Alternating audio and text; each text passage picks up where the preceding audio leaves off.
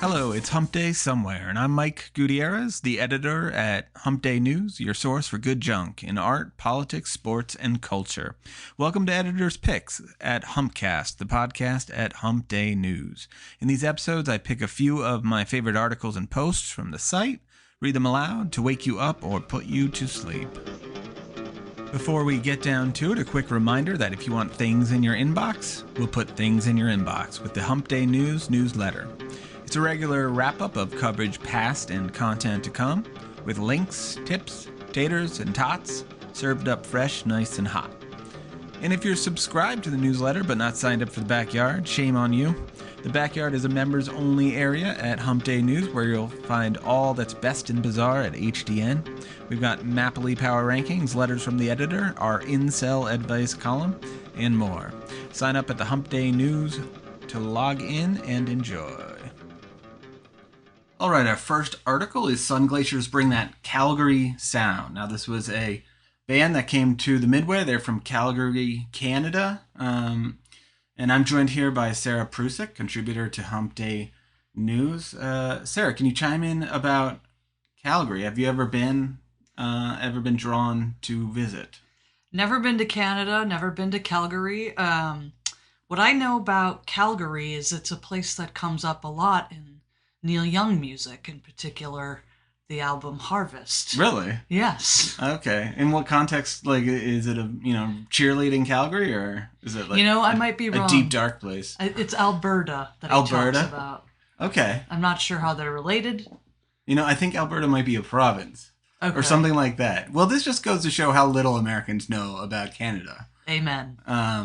And we'll just leave it at that.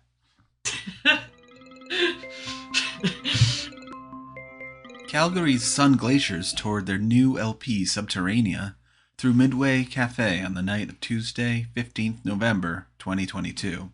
Lane, Betty Moody, and class president played in support. There was no sun to be had on Tuesday night, nor glaciers, but the first snow of the season loomed as a possibility in the forecast. In other words, it was cold in Boston. Not as cold as Sunglaciers' hometown, Calgary, though, where freezing temperatures have been the rule rather than the exception in November. The cosmopolitan jewel of Alberta sits in the meaty middle of the Canadian expanse, just an afternoon's drive's distance from Edmonton to the north, but otherwise Calgary must fend for itself on the icy bluffs of northerly North America, and in contrast to some of the more symbiotic cross-border communities bridging the cultural gap between Canada and the USA, think about here the proximity of Vancouver or Seattle, or the cluster of metro centers in the Northeast with Toronto, Montreal, Boston, and New York City all close together. On the contrary, Calgary has no international dance partner. The state of Montana does not count. For God's sake, Spokane, Washington might be the closest, best option for a cross-border cultural adventure. It's a college town, right? If you call a 7-hour drive close. Much like Chicago, the lonely titan of the American Midwest, Calgary has had to create its own identity in the wilderness. You don't want to push the point too far, since streaming media has broken down many geographical barriers to being part of the larger cultural conversation. But material conditions on the ground matter to artists trying to figure themselves out. Painters trying to paint, musicians trying to music, writers trying to write. Like Tom's Diner in Suzanne Vega's hit single of the same name, a locale can leave its impress on the artist. Perhaps Calgary has done the same with Sunglaciers, though the factors of influence in the subterranean processes of art production are never fully explicit in a good work of art, lest artwork be reduced to art formula. Boston's Betty Moody opened the show. The three-piece craft's dreamy, low-tempo pop numbers highlighted by Anna Newman's lush vocals. The singer can go low or go high, exhibiting range and control over the quirks of her delivery with a painterly touch. The fellow sitting at the synth provided a nice atmospheric counterpoint to Newman's voice. And though he switched to guitar on a few songs, the real motor of the band remained the leisurely low end of the 4-string bass. Rumor has it that the drummer is a new old addition to the ensemble, having joined up with Betty Moody recently after having played with Newman in a more distant past. If you go to enough shows, you start to notice the little things like the assortment of guitar pedals the guitarists have at their feet. Flangers, phasers, metal distortion, wah-wahs, echo, delay, reverb, whatever you want to sound freaky. Some musicians collect them like charms on a charm bracelet. A particular sound catches their fancy for a day, a week, a month, and becomes a permanent part of the collection, which they tote from gig to gig in vintage, custom-purposed suitcases. Honestly, the add-ons can overwhelm the music if you don't watch out. Picture Gordon Ramsay over an 8-page long menu at a roadside diner, aghast. Scrap it all and give the customers 3 choices, he might say. Beef Wellington, risotto, and a nice frisee salad. Boston's Lane scrapped most of it, with only one member of the 4-piece keeping a few pedals at foot level. The result was a very straightforward and clean style. You might even say austere. Like the songwriting stood itself naked in a steel tub and scrubbed itself clean with a Brillo pad, Howard Hughes style. Having scrubbed away the excess, what was left? A series of compositions that relied on the geometry and melody rather than the coloratura of transistors. Shades of math rock, as if the band was trying to digest a particularly sticky polynomial expression. In their poppier moments, Lane smack of post-punkers like Turn of the Millennium, Q and Not You. But they'll just as soon seg into prog-inflected jammers or go down an 80s synth art pop rabbit hole. Shout out to their 4-song EP Theremin, which doesn't seem to offer any theremin playing. Correct me if I'm wrong. Headliners Sunglaciers brought that Calgary sound to the Midway Cafe in the 3rd spot on the bill. It's the prize spot for touring bands who want to create a sense of anticipation for their set, but don't want to twiddle their thumbs all night. Before taking the stage, guitarist, vocalist, and frontman Evan Resnick downed a tall glass of water at the bar and exclaimed, "Oh yeah, rock and roll." There's a sense of self-deprecation in Resnick's stage presence that comes from, quote-unquote, living in the prairies. When it comes to music, though, Sunglaciers are all business. The 4-piece brought the bells and whistles to the set. This core instrumentation consisted of 2 guitars, a bass, a drum kit, plus a keyboard in the wings. At different spots on the stage, however, the band had set up additional substations of music-making equipment, into which members rotated at critical moments to give the song a little extra oomph, or take it on a sonic detour.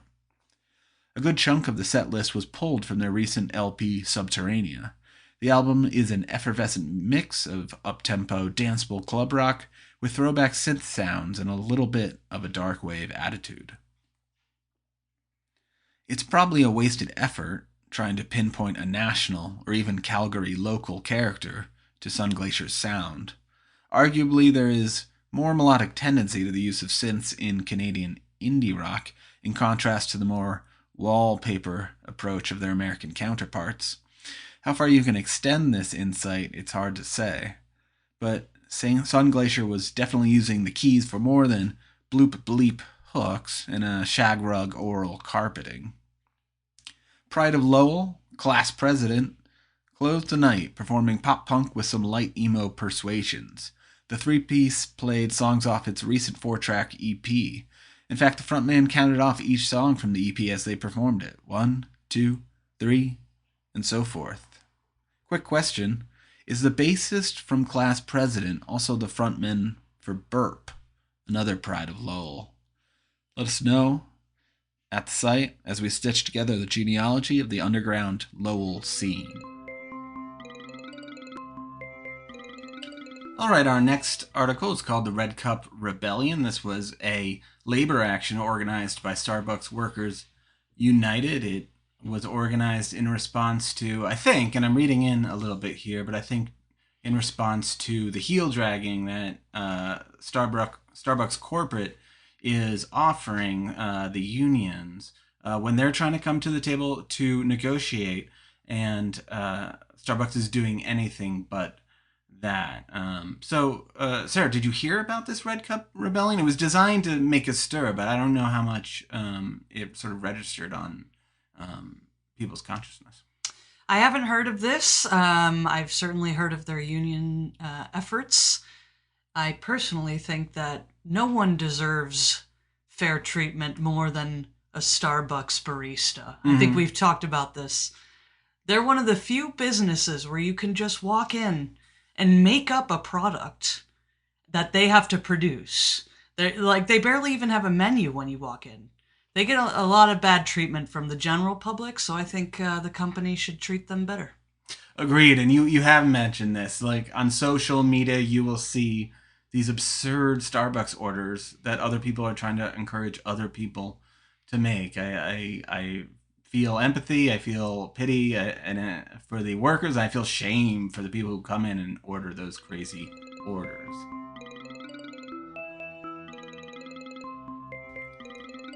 Starbucks Workers United organized a strike at over 100 locations across the country on Thursday, 17th November 2022. The action was called Red Cup Rebellion.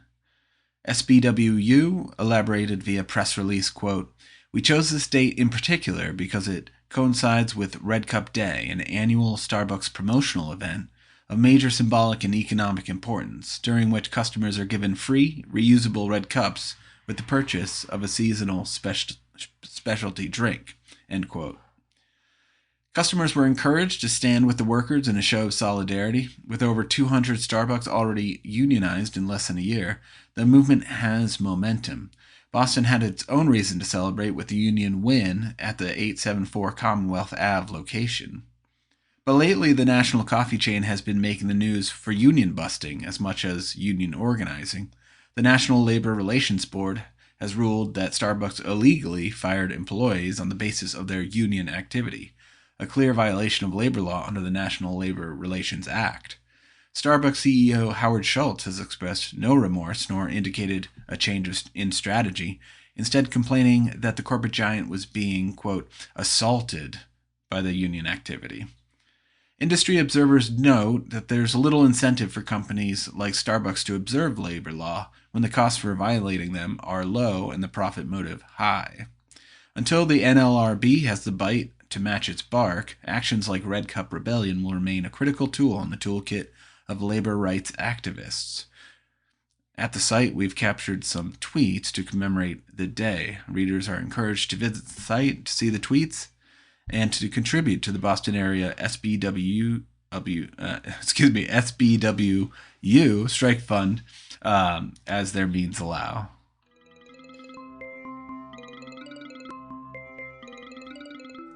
All right, our final article is an album review. It's Iceblink's Carpet Cocoon, and again, I'm joined by our Hump Day News contributor, Sarah Prusik. Sarah, tell me what you. Now, I know you just listened to this album last night. Tell me what you thought about it. Initial impressions on first listen. On first listen, I thought this was a fantastic album, very unique sound. Really kind of, I kind of thought of it as a between genre type music. It had some jazz elements. I really enjoy ambient music, and I certainly am going to keep listening to this one. Nice, yes, definitely some jazz. If you heard some tracks on this album without hearing the rest of it, you might think jazz. Equally so, you might think ambient listening to other tracks. So it's a true hybrid of sorts, and worth a listen. Ambient music is no longer the province of purely theoretical sound experiments by the likes of Edgar Varese or John Cage. In recent years, pop musicians have been more willing to cross over into the wide open spaces of sound without strictures. Not only that, but they package the music for mass consumption and, wonder of wonders, they expect to move units. Who could have imagined that Claire Rousset would be a Bandcamp darling? Let's name check Brian Eno for bringing this type of music to the pop mainstream, though the true center of the music movement is everywhere and nowhere all at once. Part of the beauty of the genre, such as it is that the rules are unwritten. Iceblink enters the fray with their superlative LP Carpet Cocoon at a time when the listening audience is more ready than ever to entertain the marriage of ambient and pop. In 10 songs, Lynn Avery explores the emotional and psychological interior of this fateful union. What is most exciting about her exploration is neither the pop stylings nor the ambient meanderings, but rather the plucky little offspring that is produced by the pair. With an ear for textures in jazz, rock, electro, and pop, Avery creates what she calls her comfort album, the oral counterpart to a snug sweater and a hot cup of tea on a brisk afternoon. While most ambient albums are built like a house without walls, Iceblink lends Carpet Cocoon structure throughout with a singular, recherche brand of picked guitar. Healer comes on like a medieval lay. A delicate progression presents a motif that Art Garfunkel would appreciate. You feel transported to a distant past, though the song is no period piece. When the saxophone kicks in with its slow, mournful notes, you realize you're in the present day. The slow tempo of the composition gives you plenty of time to readjust your bearings. Nothing on this album is pushy, or hurried, or harried. The mood is meditative and unrushed. You'll enjoy taking your time on this track and others like it, including August von Koenig and Dialogie. On the latter, the saxophone takes front seat while an odd, intriguing guitar picks patterns in back. The space between the instruments is occasionally pierced by notes from a synth that sounds like they're being fed through the lower intestine of a Martian.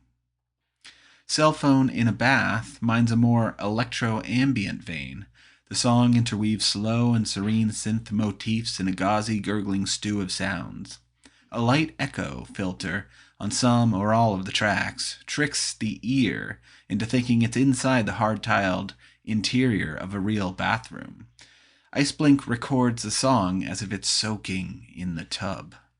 Only the singing saxophone at the tail end of the track lifts the gauzy veil to show a little leg. Mother 4 showcases an electronic jam that cradles the ears and rocks you to sleep. Shades of Aphex Twin's Selected Ambient Works Volume 2, but shorter, sweeter, and softer on your pineal gland. Other forays into electronica like Microsong feel more programmatic. Microsong is not so micro, with a running length that's longer than the average for the album, but if it deserves its name, you can credit it to the use of a small synth trope that builds up into Reichian or Glacian spheres with the inspired chaos of fractal design.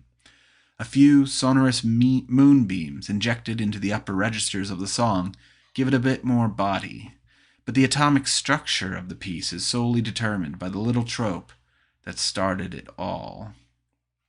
Iceblink ventures into the borderlands between jazz minimalism, noise, and ambient on vocoder upright. The song subtly flirts with form, giving not much more than a wink from across the bar. The sound is wide open and motored at the margins. A stray whistle, a reedy squawk, an occasional pick of a string. Shades of ZRL. Iceblink navigates the negative space deftly, uses the throwaway sounds of the genre, creating an air of anticipation, like an orchestra warming up before the conductor raises the baton. Except what we expect to arrive is already here. This is the song. The same could be said about the entire album. Carpet Cocoon is here. This is the album. A pleasant voyage that exercises a subtle brilliance, incorporating forward-thinking music concepts into an agreeable cocktail of sound.